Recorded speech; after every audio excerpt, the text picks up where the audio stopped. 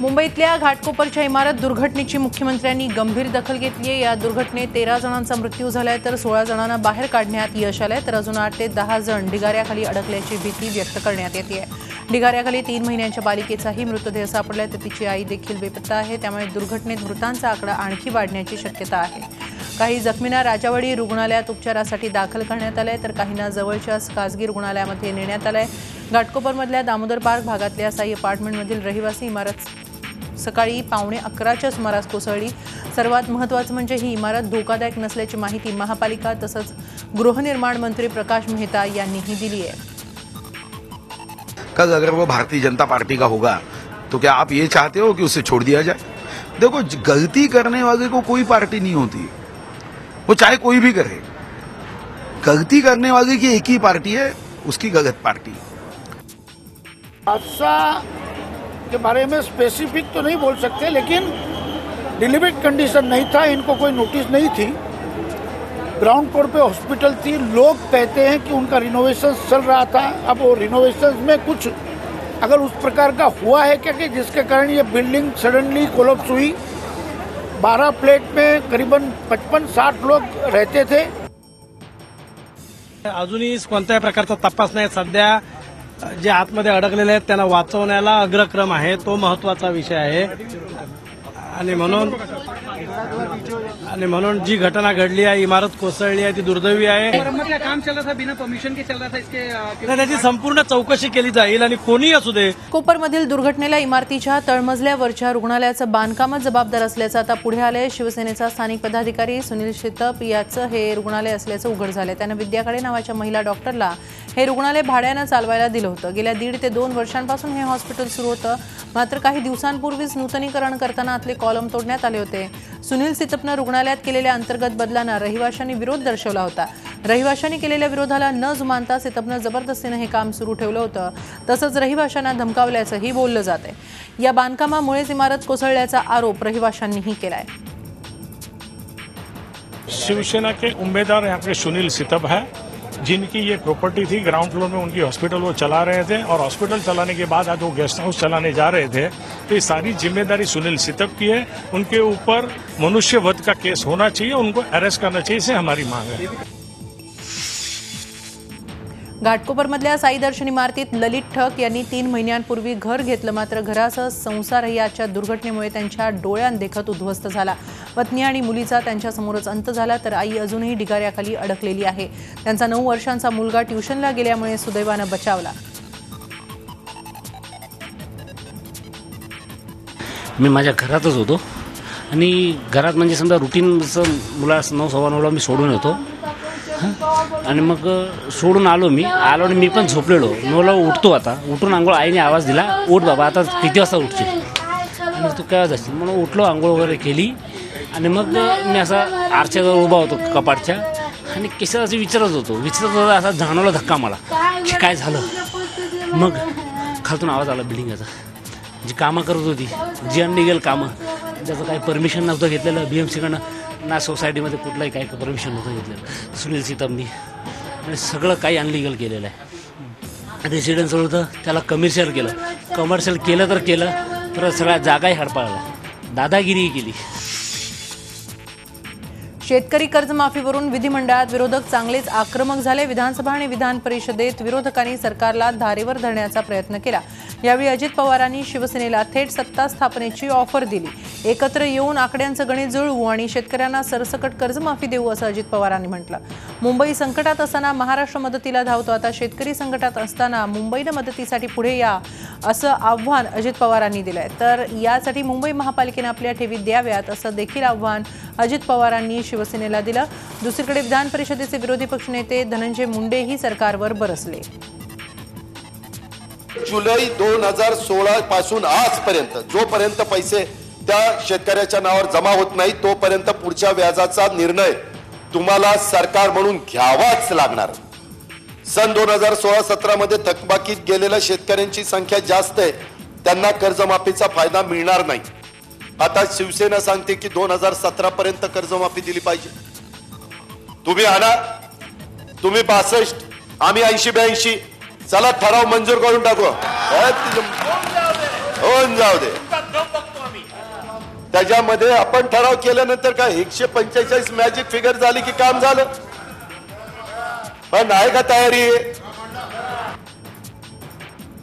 पिढ्यानापिढ्या ग्रामीण भागामध्ये एक म्हण अतिशय गाजलेली आहे. ती अनेक पिक्चर मध्ये आली म्हण, सामान्य गावात गावगाडा चालताना ती म्हणली जाते, बाजारात नाही तुरी आणि कर्जमाफीच्या संदर्भात भाजप शिवसेना एकमेकात मारी. सभापती महोदय, कुठे आहे कर्जमाफी? अरे कमीत कमी त्या 15,000 आत्महत्या केलेल्या शेतकऱ्यांची आठवण जरी आज अभिनंदन स्वतःच करून घेताना झाली असती. सभापती महोदय, आणि त्या 15,000 शेतकऱ्यांच्या कुटुंबियाची माफी मागून मी या प्रस्ताव मांडतोय एवढं जरी म्हणले असते तर कदाचित सभापती महोदय या प्रस्तावाच्या बाबतीत आम्ही सुद्धा ठाकूर साहेब आपलं अभिनंदन केलं असतं.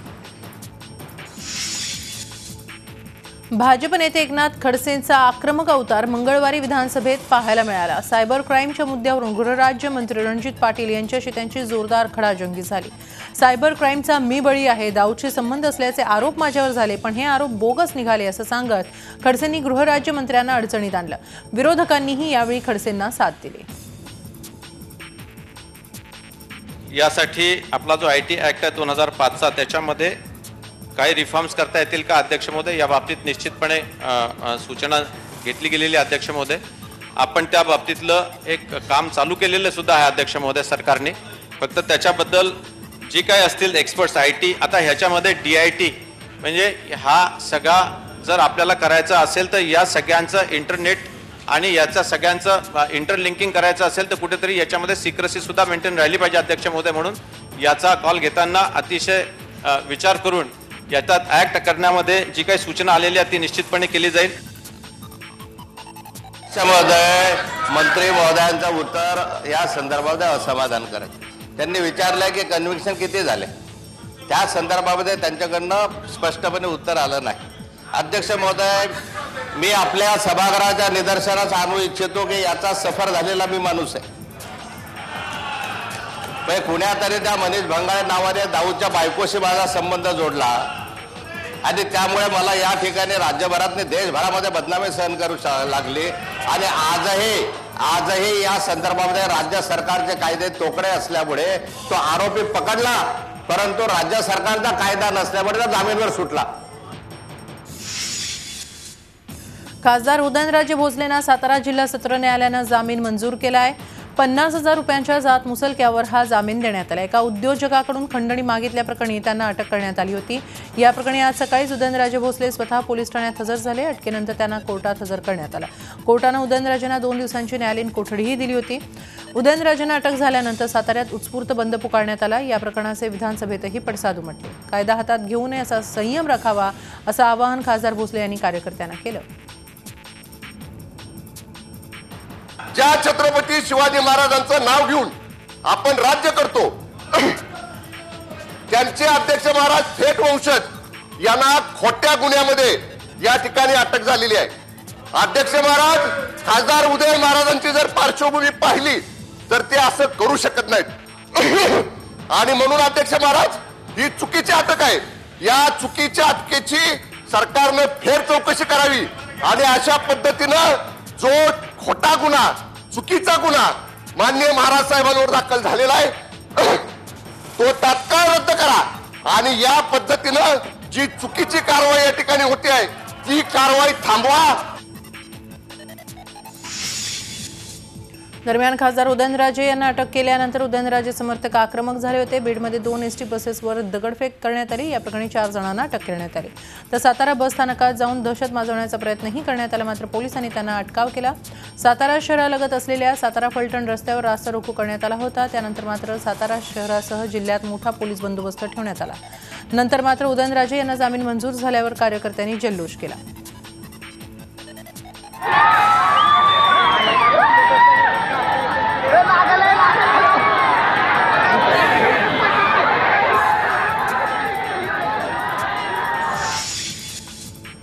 गळ्यावर तिच्यावर धारदार शस्त्रानं वार झाल्यानंतरही ती मदतीसाठी रस्त्यावर येऊन याचना करत होती.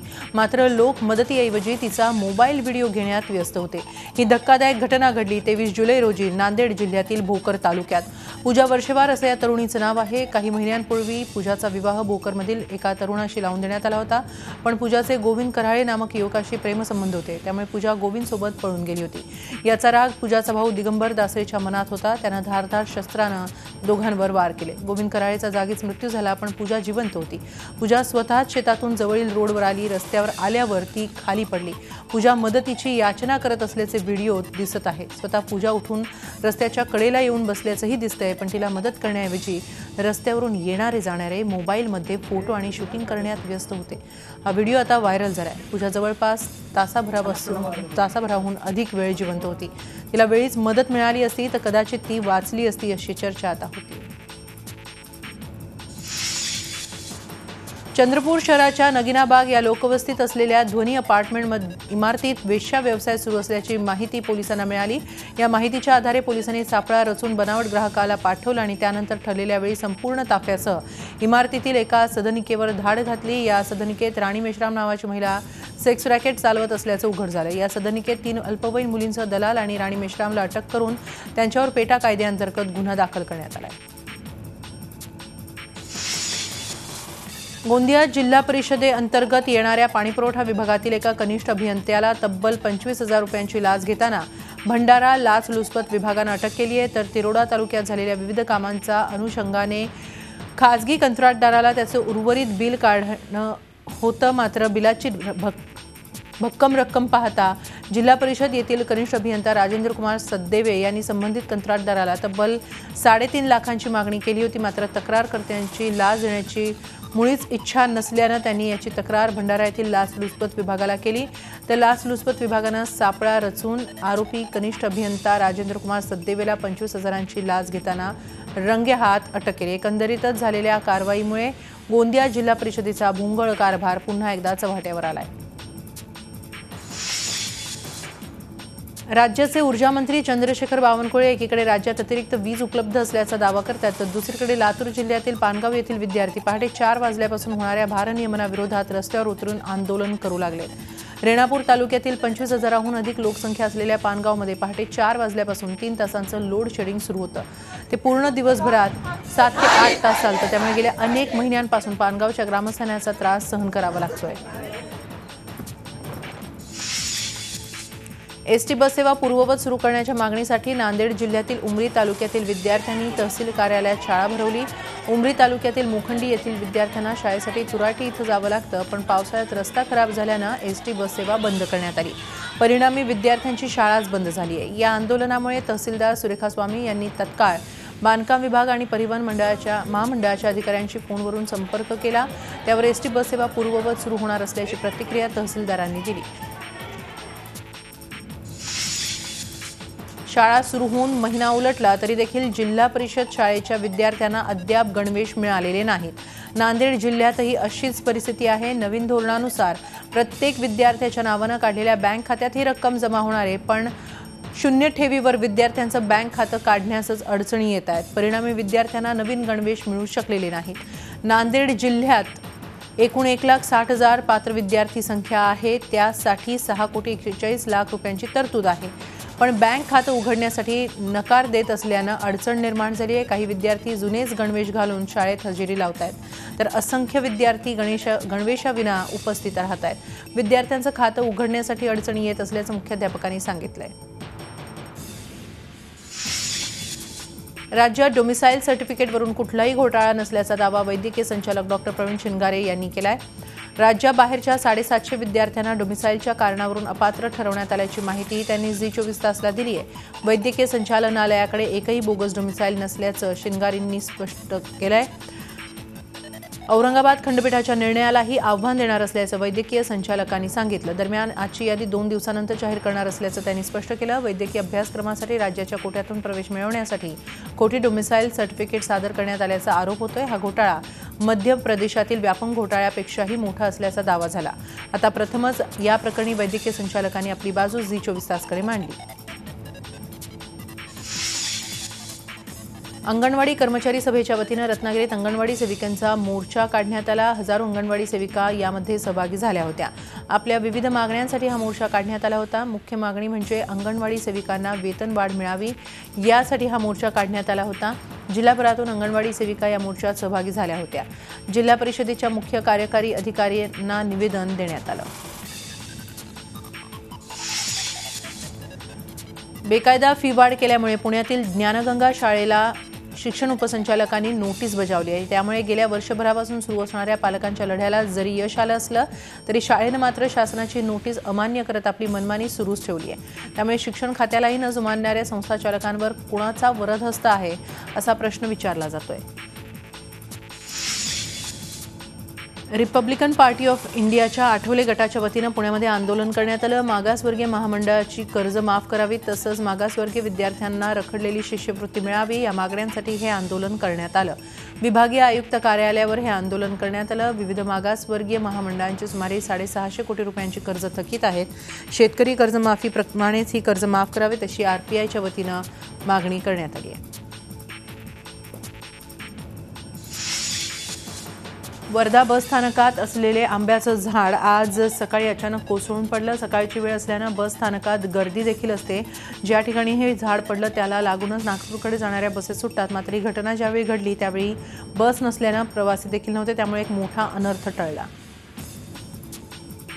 महिला कैदी मंजुला शेट्टीच्या हत्या प्रकरणात अटकेत असलेल्या भायखळा जेल अधीक्षक मनीषा पोखरकर यांच्यासह 6 जेल पोलिसांनी मुंबई सत्र न्यायालयात जामिनासाठी अर्ज केलाय.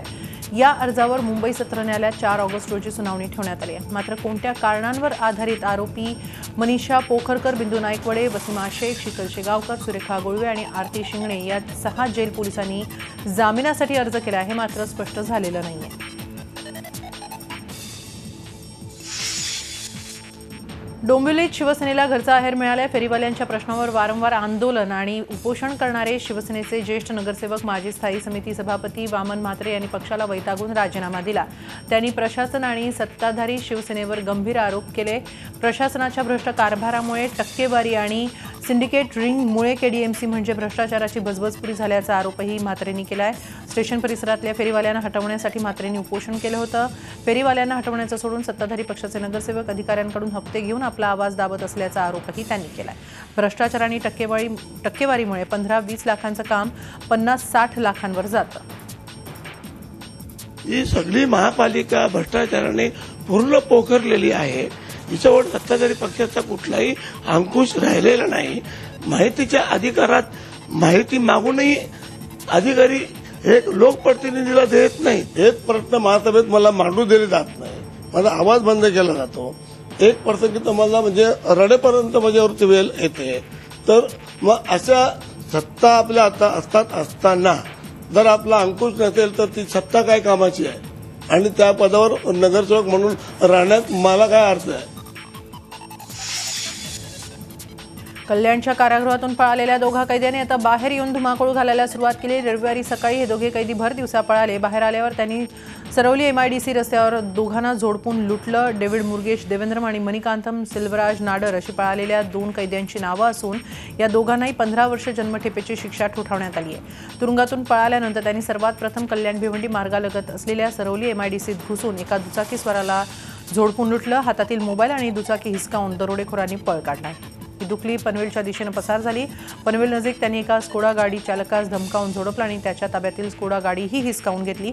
याच गाडीनं त्यांनी पुढे पलायन केल्याची शक्यता सूत्रांनी वर्तवली. अखेर कल्याणच्या ऐतिहासिक दुर्गाडी किल्ल्याच्या दुरुस्तीचं काम सुरू झालंय. PWD तर्फे दुरुस्तीच्या आणि डागडुजीच्या कामाला सुरुवात करण्यात आली. गेल्या महिनाभरात बुरुज ढासळल्याच्या 2 घटना घडल्यानं किल्ल्याचं मोठं नुकसान झालं होतं. त्याचप्रमाणे किल्ल्यावरील दुर्गाडी देवीच्या मंदिराच्या चौथऱ्यावरील झाड पडल्यानं मंदिराला देखील धोका निर्माण झाला होता. त्यामुळे शिवप्रेमींमध्ये संताप व्यक्त करण्यात आला होता. शासनानं किल्ल्याच्या दुरुस्तीचं काम त्वरित हाती न घेतल्यास शिवसेनेनं आंदोलनाचा इशारा देखील दिला होता. झी 24 तासनंही या प्रकरणाचा सतत पाठपुरावा केला होता. त्यामुळे अखेर शासनानं किल्ल्याच्या डागडुजीच्या कामाला सुरुवात केली आहे. भारताचे 14वे राष्ट्रपती म्हणून रामनाथ कोविंद यांना आज शपथ देण्यात आली। संसदेच्या सेंट्रल हॉलमध्ये सरन्यायाधीश जयस केहर यांनी कोविंद यांना पद आणि गोपनीयतेची शपथ दिली। त्याआधी कोविंद यांनी राष्ट्रपिता महात्मा गांधी यांच्या समाधीस्थळी आदरांजली वाहिली।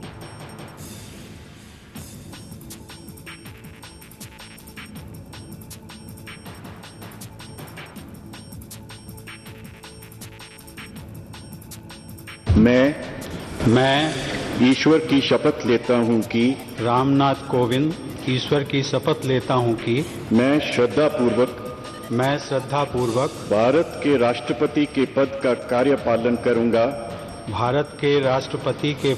कार्यपालन करूंगा तथा अपनी पूरी योग्यता से संविधान और विधि का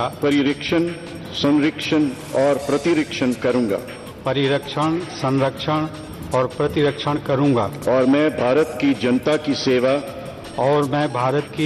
की सेवा और कल्याण में निरत रहूंगा। झी 24 तास रहा एक पाऊल पुढे।